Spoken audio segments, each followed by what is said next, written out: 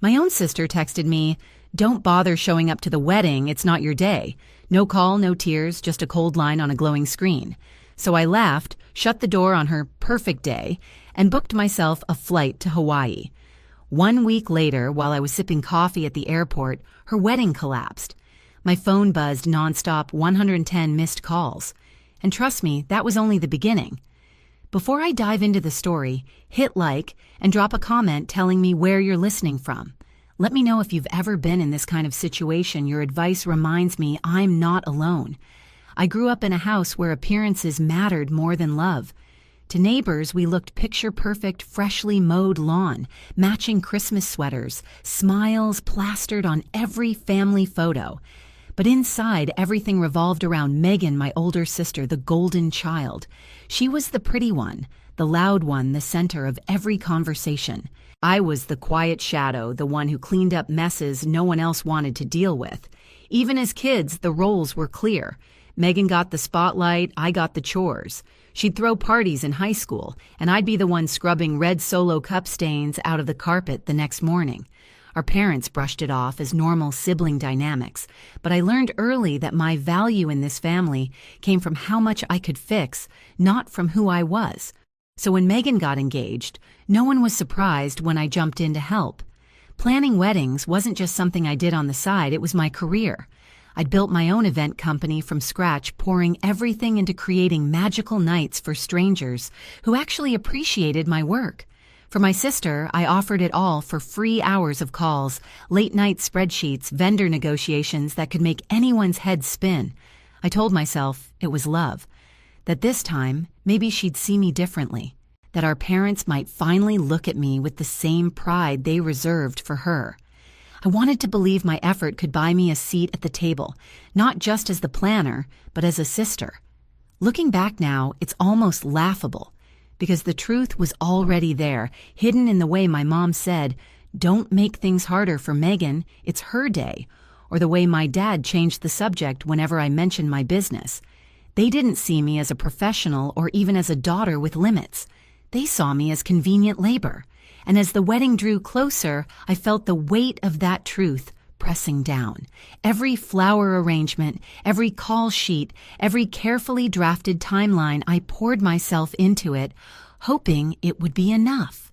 But deep down, there was a voice whispering what I didn't want to hear. No matter what I gave, it would never be enough for them. The first crack showed up in the smallest way. My phone buzzed late one night, Megan's name lighting up the screen. I expected another question about centerpieces or the cake flavors she couldn't decide on. Instead, it was just a casual line. "By the way, can you cover the florist's final invoice? Your deposit didn't cover it all." No, please. No, thank you. Just an assumption that I'd handle it because that's what I always did. I stared at the message, the words burning into me. My chest felt tight, but I typed back, "I already put down the deposit. That was my gift. I can't cover more." Her reply came fast. "Don't make this a big deal. It's just money. Just money." Easy for her to say when it wasn't hers. A few days later, I tried to talk to Mom, hoping for some support. I sat at the kitchen table, the smell of her coffee drifting between us, and asked, "Did you know Megan wants me to pay more?" She sighed the way she always did when I brought up anything uncomfortable. "Honey, you know Megan's under a lot of stress. Don't add to it. If you can help, you should." There it was, again the command to stay quiet, to carry the weight so Megan could shine. But the real turning point came when Dad called. His voice was warm at first, cheerful even. "So, sweetheart, we're all pitching in for Megan and Alex's wedding gift, a down payment on their first house. Your share will be $2,000. You can just transfer it to me." I gripped the phone so hard my hand hurt. "Dad," I said slowly, "I'm not even invited to the wedding anymore." There was a long pause before his tone hardened. "This isn't about the wedding, Clara. This is about family. Don't punish your sister over one little seating issue. One little seating issue." My exclusion, my work, my money dismissed in a single phrase. After that, the humiliation became public. One night before bed, I scrolled through Instagram and froze. My cousin had posted pictures from Megan's bridal shower. It was held at the same garden cafe I'd scouted months before. There were the bridesmaids in matching dresses I helped choose, clinking champagne glasses, smiles wide Megan, glowing at the center. The caption read, "The A-Team celebrating the bride-to-be." I wasn't part of the picture. I wasn't part of the A-Team. I closed the app, my throat dry, my hands shaking. For the first time, it wasn't just sadness. It was something colder, sharper. Anger that hummed like electricity under my skin. 10 days before the wedding, my phone rang again. Megan's voice exploded the second I picked up. The band just canceled. Their singer got sick. "You have to fix this, Clara. The wedding is in 10 days. Do something." Her demand was so casual, as if I still worked for her, as if she hadn't erased me from her big day. I took a slow breath, steadying myself. "I'm not your planner anymore, Megan." There was silence, then a screech. "Are you kidding me? After everything I've done for you, you're really going to be this petty?" But I didn't argue. I just hung up the click, echoing through the room. For the first time, I hadn't folded, and in that silence, I realized something vital. This wasn't just about a wedding anymore. This was about my worth, about whether I would keep letting them use me until there was nothing left.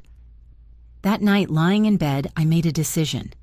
They thought I was powerless, just the quiet fixer in the background, but they had no idea how much power I actually held. The days that followed blurred into a strange mix of quiet rage and icy clarity. For so long, I had been the fixer, the one who absorbed every demand without question. But that phone call with Megan, the way she screeched at me, the way my parents expected me to keep pouring money into a celebration I wasn't even invited to, had snapped something inside me. I sat at my kitchen table surrounded by neat stacks of papers, contracts, invoices, receipts, the documents that had ruled my life for the past 6 months. I'd signed every single one under my business name: Collins Events, LLC, the venue, the caterer, the florist, the linen rentals, all of them. I hadn't thought much about it at the time. It was just how I operated, never mixing personal and professional accounts. But now, as I scanned each line, one detail stood out like a lifeline. Final balances were due exactly 7 days before the event. If payment wasn't received, the contracts became void. In other words, the wedding didn't belong to Megan. It belonged to me. Still, I needed to be sure. I called Sarah, my friend and lawyer, the one who had helped me draft these contracts years ago when I was just starting out. We met at a small coffee shop downtown. The place smelled like espresso and cinnamon, the air humming with low conversations and clinking cups. I slid the folder across the table, my hands trembling, despite the cool expression I tried to maintain. Sarah flipped through the contracts with her usual no-nonsense calm. After a few minutes, she looked up at me, eyes steady. "Ava, you're the client of record. Legally, they answer to you. If the final payments aren't made by the deadline, you're entitled to cancel. The deposits, refundable to your business account." Her words hit me like a shock and a relief all at once. I wasn't powerless. I wasn't just the sister they could discard. I was the one holding all the strings. "Is it petty if I use that?" I whispered. Sarah shook her head. "It's not petty. It's business. They treated your professional work like a doormat. You have every right to pull it out from under them." That night, I sat alone in my apartment, the glow of my laptop illuminating the room. My cursor blinked on the screen, taunting me, daring me to take the step. I drafted 4 emails, one for each vendor. The words were polite, professional, free of anger. As the client on record for the event scheduled, August 30th, I am writing to inform you that I will not be remitting the final payment as stipulated in our contract. Please consider this notice of cancellation effective immediately. Refund the deposit to my business account on file. I read them over and over, my heart pounding. This wasn't revenge born of fury. It was the clean precision of someone finally claiming their power. I scheduled the emails to send at exactly 9:00 a.m. the next morning, 7 days before the wedding. As I shut my laptop, a strange calm settled over me. Outside, the city lights flickered. Car horns echoed faintly in the distance. For once, their chaos wasn't mine to manage. The next morning, I woke to the quiet hum of my phone alarm. I poured myself coffee, sat by the window, and waited. At 9:00 a.m. sharp, the emails went out. No fireworks, no dramatic music, just a series of polite digital goodbyes traveling through cyberspace. For a few hours, there was silence. I imagined vendors opening their inboxes, reading my words, making calls. And then just after noon, the phone on Megan's end must have started ringing. One by one, the dominoes would fall. I sipped my coffee, steady and calm. For the first time, I wasn't waiting for their approval. I was waiting for the sound of everything they took for granted crashing down. It started with a call from the venue manager. His name Harrison lit up on Megan's phone at noon, just as she was picking out nail colors with her bridesmaids. I wasn't there, of course, but I could imagine it clearly. The way she laughed at first, thinking it was a mistake. The way her smile faltered when he said in his crisp, professional tone, "I'm sorry, Ms. Collins. We received a cancellation notice from Collins Events. Your booking has been released." Within the hour, the caterer called, then the florist, then the linen company, each one delivering the same polite, devastating message. No payment, no wedding. My own phone finally lit up, buzzing across the kitchen counter until I picked it up. Megan's name flashed, and I let it ring twice before answering. I set it to speaker and leaned back in my chair, calm, as the storm raged on the other end. "What the hell did you do?" Megan's voice cracked into a shrill scream. I could hear chaos in the background, my mother shouting, my father's booming voice echoing through what must have been the living room. The venue just canceled, the caterer too. They all said, "You pulled the plug." I took a slow sip of my coffee before speaking. I didn't do anything. I just chose not to make the final payments. "You told me I had no place at your wedding, Megan, so I removed myself and my business from it. You ruined my wedding to get back at me." She screeched, her voice raw with panic. "No," I said evenly. "You ruined your own wedding when you decided I wasn't worth a seat at the table. You can't erase me, use me, and still expect my work to stand behind you." There was a beat of silence before my mother's voice cut in, sharp and furious. "Ava, how dare you? This is your sister's big day. You need to fix this right now." "I can't," I replied. My tone was calm, almost gentle, which only seemed to make them angrier. "The contracts are already void.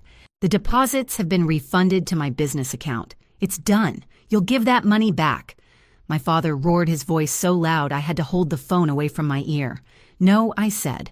"That money was never a gift. It was business. And I'm done letting you treat me like free labor." For the first time, there was no scrambling, no apology from me. Just the sound of my words landing like stones in the silence that followed. On the other end of the line, I could hear Megan breaking down her sobs, jagged, furious, desperate. "You don't understand what you've done. Guests are flying in. Alex's family is already here, and yet somehow there was no room for me." I cut in. My voice sharpened for the first time. "Do you hear yourself?